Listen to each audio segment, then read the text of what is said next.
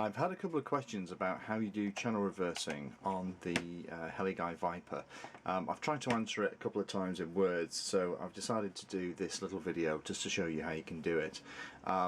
It's done in the settings menu very similarly to the way that you do it to adjust the sensitivity of the sticks, which you can see in one of my other videos. You can only reverse the elevator, aileron and rudder.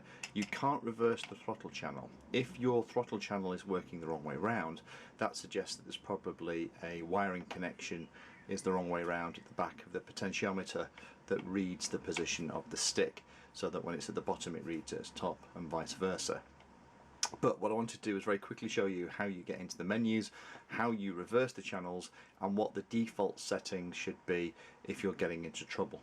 The controller has to be on, obviously, and it has to be bound to the model. So as with the others, you have to plug the model in because you want the light on the controller to turn solid, so you've got a link.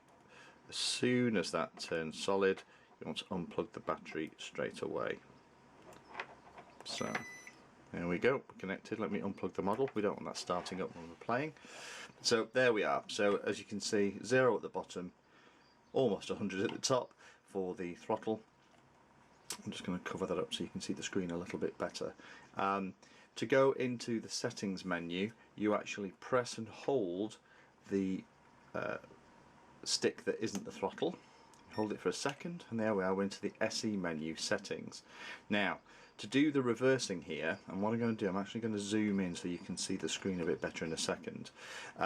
You reverse each of the channels by just clicking on the buttons of the trim for that channel. So for example, if you want to reverse the rudder, you just click on either of these buttons and it's a toggle. It's either standard or reversed. If you want to reverse the elevator and aileron, then you just either click any one of these buttons and it will change it. So let me just zoom in, because that LED does tend to overwhelm the camera slightly. So here we are, zoomed in on the controller.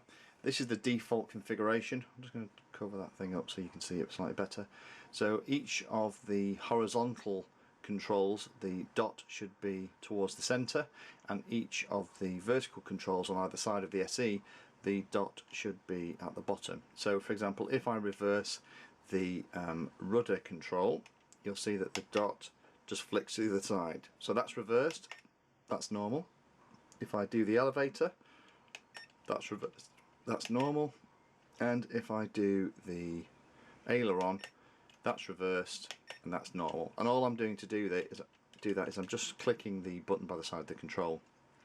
Interestingly, if you click the button by the side of the throttle, all it does is put it into expert mode and take it out. You cannot reverse the throttle channel using the controller. So hopefully that helps. To come out of the menus, you press and hold the same control for another minute, and there we are, we're back into normal control mode. Thanks for watching.